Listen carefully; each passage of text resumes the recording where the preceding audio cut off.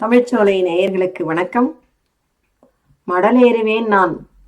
அது என்ன மடல் ஏறுறது? அதை யார் சொல்றது அப்படின்னு பார்த்தா, மடலேறுவேன்னு சொல்றது ஒரு தலைவன். ஏன் சொல்றான்னு பார்த்தாக்கா, தலைவனும் தலைவியும் சந்திக்கிறார்கள், பழகி கொண்டு வருகின்றார்கள். அப்படி பழகிட்டு வரும்போது ஒரு நாள் நாம் ஏற்கனவே பார்த்துருக்குறோம், தலைவன் தலைவி சந்திப்பதற்கான ஏற்பாட்டை செய்கின்றவள் தோழி. அதாவது வீட்டுக்கு தெரியாமல் தலைவி சந்திக்கிறான்னு சொன்னால் அதற்கான எப்படி எல்லாம் சமாளிக்கணுமோ அதையெல்லாம் சமாளிச்சுட்டு அதையெல்லாம் அந்த ஏற்பாட்டை கனகச்சிதமாக அழகாக செய்பவள் தோழி. அப்போது தலைவன் வழக்கமாக சந்திக்கிற இடத்துக்கு தலைவியை பார்க்க வருகிறான். அப்படி வரும்போது அங்கே தலைவி இல்லை, தோழி தான் நின்று கொண்டிருக்கிறாள். தோழியிடம் அவன் கேட்குறான், என்ன தலைவி வரலையா அப்படின்னு. இல்லை வரல.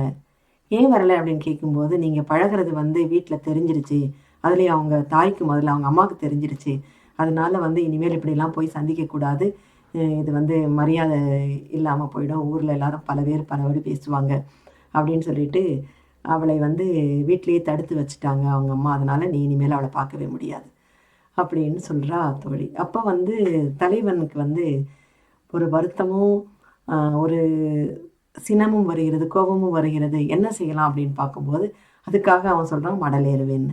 சரி, மடலேறதுன்னா என்னன்னு பார்த்தாக்கா, அதாவது தலைவனும் தலைவியும் களவு மனத்திலே காதலிலே இருந்து, காதல் ஒழுக்கத்திலே இருந்து அவர்கள் கற்பிலே புகுவதற்கு திருமணம் செய்து கொள்ள வேண்டும்.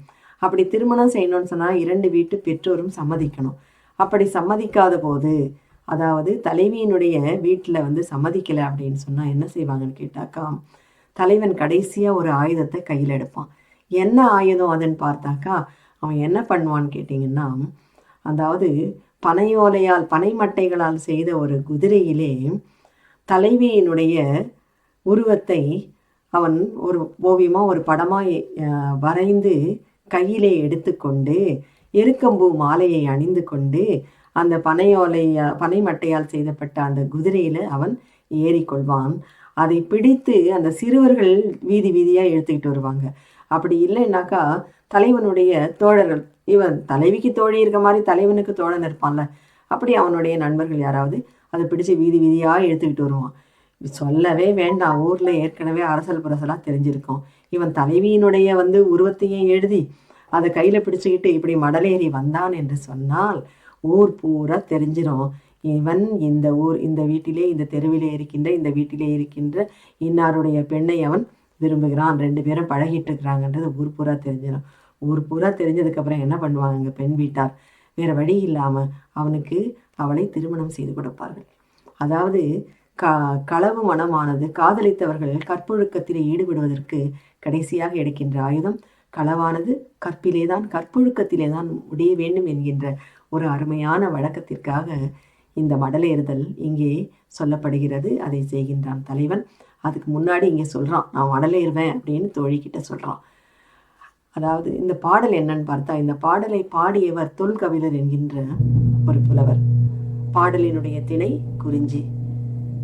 பாடல சொன்னவங்க தான் கூற்று யாருன்னு பார்த்தோம், தலைவன் சொல்கிறான்றது நமக்கு தெரிஞ்சிருச்சு. பாடலை பார்ப்போம். அமிழ்து பொதி சென்னா அஞ்ச வந்த வார்த்திலங்கு ஐயிற்று சென்மொழி அறிவையை பெருகதில் அம்ம யானே பெற்றாங்கு அறிகதில் அம்ம இவ்வூரே மருகில் நல்லோள் கணவன் இவனென பல்லோர் கூற யாம் நாணகம் சிறிதே. அதாவது மிகவும் தலைவியை வர்ணிக்கிறான்.